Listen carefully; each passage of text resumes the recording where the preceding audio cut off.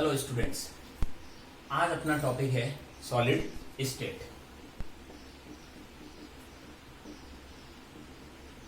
जैसे last class तक आपने प्रीवियस क्लासेस में पढ़ा हुआ है कि मैटर की 3 स्टेट्स होती है, gaseous state, liquid state and solid state. अब अपना आज टॉपिक है सॉलिड स्टेट, उसको देखते हैं। उससे पहले मैं आपको सॉलिड, गैस और लिक्विड तीनों के बीच में एक कंपैरिजन बता देता हूं। सपोज पार्टिकल एकदम परफेक्टली वेल अरेंज्ड पार्टिकल्स है। यदि पार्टिकल्स वेल अरेंज्ड है, बहुत रिजिड है, उनमें मूवमेंट बिल्कुल भी नहीं है, वाइब्रेशन बिल्कुल नहीं है, तो ये स्टेट कौन सी हो जाती है? सॉलिड स्टेट हो जाती है। यदि उन पार्टिकल्स के बीच में थोड़ा सा गैप आ जाता है, स्पेस आ जाता है, थोड़ा सा मूवमेंट स्टार्ट हो जाता है, तो अपन उस स्टेट को कहते हैं लिक्विड स्टेट। और जो थर्ड स्टेज होती है जिसमें पार्टिकल्स के बीच में फोर्स ऑफ अट्रैक्शन बिल्कुल भी नहीं होता, कोई फोर्स ऑफ अट्रैक्शन नहीं होता, फ्रीली मूवमेंट होता है, वो स्टेट अपनी कहलाती है गैसियस स्टेट। तो ये अपन पहले पढ़ चुके हैं। आज अपना टॉपिक अपन को स्टार्ट करना है सॉलिड स्टेट से। सॉलिड की अगर कुछ अपन प्रॉपर्टीज देखी जाए तो सॉलिड की प्रॉपर्टी क्या होती है? सॉलिड दिखाई दे रहा है, एक तो बहुत रिजिड होता है, इसके पार्टिकल्स के बीच में वाइब्रेशंस नहीं होता है, ठीक है, और इसके अलावा इसके बीच में पार्टिकल्स के बीच में लगने वाला जो फोर्स ऑफ अट्रैक्शन होता है वो बहुत हाईली स्ट्रांग होता है, highly strong force of attraction होता है, हाई डेंसिटी होती है, हाई मासेस होता है और रिजिड होते हैं, वाइब्रेशन बिल्कुल नहीं होता है। कंप्रेसिबिलिटी, अगर एक एग्जांपल लूँ, जैसे ये सॉलिड है, सपोज क्या मेरे हाथ में ये चीज सॉलिड है, तो सॉलिड में कंप्रेसिबिलिटी बिल्कुल भी क्या होती है? नेग्लिजिबल होती है। तो सॉलिड के कैरेक्टर्स में अपन पढ़ सकते हैं कि कंप्रेसिबिलिटी नेग्लिजिबल है, इसके पार्टिकल्स का मूवमेंट्स नहीं होता है, वाइब्रेशंस नहीं होते हैं, सॉलिड पार्टिकल्स रिजिड होते हैं, उनके बीच में लगने वाला force of attraction very strong होता है, डेंसिटी है, मासेज है, सारे इसके क्या होते हैं? हाई होते हैं। अब अपन अपना टॉपिक स्टार्ट करते हैं सॉलिड से। सॉलिड के 2 टाइप्स में डिवाइड किया गया है सॉलिड्स को। इसमें से एक होता है क्रिस्टलाइन और दूसरा वाला होता है एमॉर्फस। Crystalline and amorphous. अब इस क्रिस्टलाइन और एमॉर्फस में क्या डिफरेंस है, उसमें कुछ अपन देखते हैं। अगर मैं इसका शेप या जियोमेट्री देखूं, शेप कह दूं या मैं इसकी जियोमेट्री बताऊं, तो क्रिस्टलाइन में क्या होता है कि इसका शेप जो होता है वो इसका एक रेगुलर पैटर्न को फॉलो करता है। पार्टिकल्स रेगुलर पैटर्न को फॉलो करते हैं। रेगुलर पैटर्न को फॉलो करने के कारण इसका शेप क्या होता है? फिक्स शेप होता है। जैसे सपोज किया मैंने यहां पार्टिकल्स बनाए,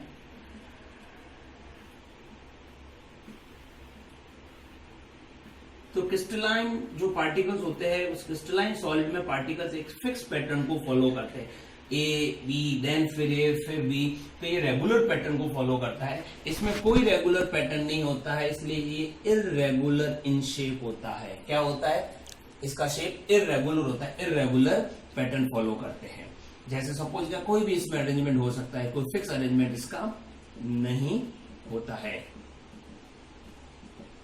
क्लियर? तो फर्स्ट इसका डिफरेंस है कि इसका रेगुलर पैटर्न होता है, इसका इररेगुलर पैटर्न होता है। सेकंड जो इसमें डिफरेंसेस है, अगर मैं इसके मेल्टिंग पॉइंट, बॉइलिंग पॉइंट कह दूं या टेम्परेचर कह दूं, टेम्परेचर से बता दूं या मेल्टिंग पॉइंट से बता दूं, टेम्परेचर कह दूं या मेल्टिंग पॉइंट कह दूं, तो जो क्रिस्टल्स होते हैं, सपोज क्या यूरिया, तो यूरिया 132 डिग्री पे जाकर के मेल्ट होता है, तो वो वहीं पर मेल्ट होगा पूरा का पूरा। इसका मतलब इसमें टेम्परेचर का हो या मेल्टिंग पॉइंट का क्या होता है? एक फिक्स होता है, फिक्स टेम्परेचर पर ही मेल्ट होते हैं। जबकि एमॉर्फस सॉलिड जो होते हैं, उन एमॉर्फस सॉलिड में टेम्परेचर एक फिक्स पॉइंट पे मेल्ट नहीं होगा, कि रेंज ऑफ टेम्परेचर होती है। जैसे सपोज कि हम एक बटर का एग्जांपल ले लो, तो बटर जैसे कि 5 डिग्री सेल्सियस से लेकर 10 तक या 10 से लेकर के 15 तक, उस रेंज के बीच में मेल्ट होता रहता है। तो इसमें टेम्परेचर जो अपन मेल्टिंग पॉइंट निकालते हैं उसकी एक फिक्स पॉइंट होता है, जबकि एमॉर्फस वाले जो सॉलिड्स होते हैं उनमें एक रेंज ऑफ टेम्परेचर होती है, रेंज ऑफ टेम्परेचर होती है। इसका जो थर्ड पॉइंट्स ले लूं तो ऐसा कहते हैं, इसके नेचर को बताया जाता है। नेचर में ये जो नेचर है, इसमें इस नेचर में ये जो कहलाते हैं वो प्योर सॉलिड होते हैं और ये कहलाते हैं स्यूडो सॉलिड। अब अब क्या डिफरेंसेस है, ये इंपॉर्टेंट, स्यूडो सॉलिड का मतलब इनको सुपर कूल्ड लिक्विड भी बोलते हैं। सुपर कूल्ड लिक्विड में जैसे अपन कंसिडर करते हैं ग्लासेस को, तो ये नेचर, ये प्योर सॉलिड है, सॉलिड के कैरेक्टर को शो करते हैं। सुपर कूल लिक्विड या स्यूडो सॉलिड का मतलब ये होता है जैसे प्लास्टिक्स ले लो, ग्लास ले लो, फाइबर ले लो, रबर ले लो, ये दिखने में तो सॉलिड होते हैं लेकिन इनकी प्रॉपर्टी कैसी होती है, लिक्विड के जैसी होती है। ग्लासेस होता है, ग्लास की प्रॉपर्टी, ग्लास इतना स्लो लिक्विड के जैसे मूवमेंट फ्लो करता रहता है, इसलिए जो पुराने जमाने की अगर खिड़कियां देखे, विंडोज देखे, तो उसमें कांच जो ऊपर से होता है वो थिन होता है, नीचे से थोड़ा सा थिक होता है, नीचे से मोटा होता है, तो उसमें लिक्विड के जैसे फ्लो की कैपेसिटी होती है। हालांकि ग्लास हाईली विस्कस होने के कारण अपन को सॉलिड दिखाई देता है, लेकिन वो एक्चुअल में होता है क्या, उसकी प्रॉपर्टी लिक्विड के जैसी होती है। तो सुपर कूल लिक्विड का मतलब लिक्विड को बहुत ज्यादा ठंडा कर दिया जाए तो सॉलिड स्टेट आने से पहले की जो स्टेट कहलाती है वो सुपर कूल लिक्विड स्टेट कहलाती है। तो ये स्यूडो सॉलिड होते, दिखाई देते सॉलिड, बट इनकी प्रॉपर्टी लिक्विड के रिजेंबल होती है। इसके बाद में अपन देखते हैं इसकी प्रॉपर्टी में इंपॉर्टेंट प्रॉपर्टी है, वो है आइसोट्रोपिक, आइसोट्रोपी। ये जो होते हैं क्रिस्टल्स, ये इंपॉर्टेंट क्वेश्चन बनता है आइसोट्रोपी से, ये सारे होते हैं एन आइसोट्रोपिक इन नेचर में, ये एन आइसोट्रोपिक होते हैं और ये आइसोट्रोपिक होते हैं।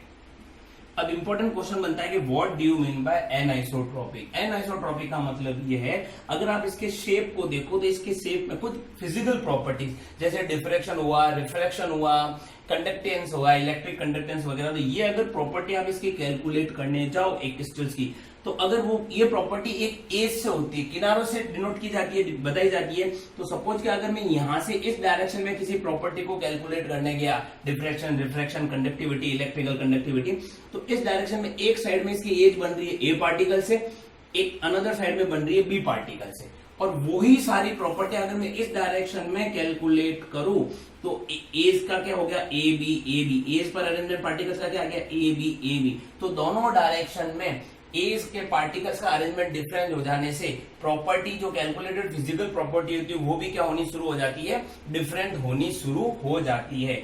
इस कारण से इसको बोलते हैं एन आइसोट्रोपिक। क्या मीन्स हुआ एन आइसोट्रोपिक का मतलब, दीज क्रिस्टलाइन जो कंपाउंड्स होते हैं they show different physical property in different direction due to the arrangements of different particles at their edge. उनकी एज पर डिफरेंट पार्टिकल्स का अरेंजमेंट होने के कारण हर डायरेक्शन में उनकी प्रॉपर्टी क्या आती है, डिफरेंट आती है फिजिकल प्रॉपर्टी, इसलिए इनको बोलते हैं एन आइसोट्रोपिक। और इसमें कोई अरेंजमेंट होता ही नहीं है, इसलिए सभी प्रॉपर्टी सभी डायरेक्शन में क्या आती है, सेम आती है, इसलिए इनको बोलते हैं आइसोट्रोपिक इन नेचर। ये इंपॉर्टेंट है। इसके बाद में अपना नेक्स्ट आ जाता है इसमें डिफरेंस क्लीवेज। क्लीवेज का मीन्स ये है कि प्योर सॉलिड कंपाउंड जो होते हैं, क्रिस्टलाइन होते हैं, इनको अगर आप नाइफ से कट करो तो कट करने के बाद में जो सरफेस आती है, जैसे लैब में अपन लेबोरेटरी में सोडियम के पिस को कट करते हैं, सोडियम एक क्रिस्टलाइन कंपाउंड है, तो उसमें अगर कट करते हैं तो उसकी जो सरफेस आती है वो बिल्कुल शार्प सरफेस मिलती है अपन को, और शार्प सरफेस मिलने के कारण ऐसा कहते हैं कि क्लीवेज करने पर इनमें जो सरफेस आती है वो कैसी आती है, शार्प आती है, जबकि इस वाले में जो सरफेस मिलती है वो एमॉर्फस में रफ सरफेस आपको मिलती है। तो दोनों में क्या डिफरेंस आ गया कि क्लीवेज करने पर क्रिस्टलाइन में शार्प सरफेस आती है और इनमें सरफेस कैसी आती है, रफ सरफेस आती है। और लास्ट इनका जो डिफरेंस आता है वो इनका ऑर्डर, पार्टिकल्स किस ऑर्डर में अरेंज होते हैं। तो इनमें जो पार्टिकल अरेंज होते हैं उनके बीच में गैप्स ज्यादा होता है, इसलिए इनको बोलते हैं long order range. Long order range होती है इन पार्टिकल्स की, और इसमें पार्टिकल्स बहुत नियरेस्ट होते हैं, इसलिए इनको बोलते हैं short order range. Long order range और शॉर्ट ऑर्डर रेंज। एक बार मैं फिर रिपीट करता हूं पूरा, क्रिस्टलाइन और एफॉर्मस में क्या डिफरेंस है, इनका शेप फिक्स होता है, रेगुलर पैटर्न फॉलो करते हैं, ये रेगुलर पैटर्न को फॉलो नहीं करते हैं। इनका जो टेम्परेचर होता है वो फिक्स टेम्परेचर पर मेल्ट होते हैं, इसमें रेंज ऑफ टेम्परेचर होता है। उसके बाद में अपन देखते हैं इनका पॉइंट कि अगर आप आइसोट्रोपिक वाला नेचर करें तो आइसोट्रोपिक में सारी फिजिकल प्रॉपर्टी सभी डायरेक्शन में डिफरेंट शो करते हैं। एन आइसोट्रोपिक होते हैं, इनमें सभी प्रॉपर्टी सभी डायरेक्शन में सेम आती है, इसलिए ये कौन से होते हैं, आइसोट्रोपिक होते हैं। उसके बाद में क्लीवेज देखें तो कट करने पर नाइफ से इनकी सरफेस कैसी आती है, शार्प आती है, इनमें सरफेस कैसी मिलती है, रफ सरफेस मिलती है। अगर ऑर्डर देखे तो इसमें पार्टिकल्स के बीच में गैप ज्यादा होता है अरेंजमेंट, इसलिए इनको लॉन्ग ऑर्डर रेंज में काउंट किया जाता है। इनमें पार्टिकल्स के बीच में गैप कम होता है, इनको शॉर्ट ऑर्डर रेंज में बोला जाता है। अगर आप नेचर देखें तो ये प्योर सॉलिड्स में चले जाते हैं और ये स्यूडो सॉलिड्स होते हैं।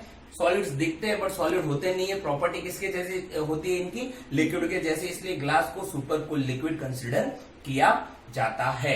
एग्जाम्पल में अपन को ध्यान रखना है कि प्लास्टिक्स हुए, ग्लास हुए, फाइबर हुए, ये प्लास्टिक, ग्लास, फाइबर, स्टेफलॉन्स वगैरह जितने भी आते हैं, सारे रबर्स वगैरह हुए, ये सारे एग्जाम्पल अपने किस में आते हैं, इसमें आते हैं। तो प्लास्टिक, रबर, ग्लास, ये सारे इसमें चले जाते हैं। क्वार्ट्ज ग्लास, क्वार्ट्ज जो होता है क्वार्ट्ज ग्लास, वो भी इसमें एग्जाम्पल आता है, रबड़ भी इसमें आते हैं।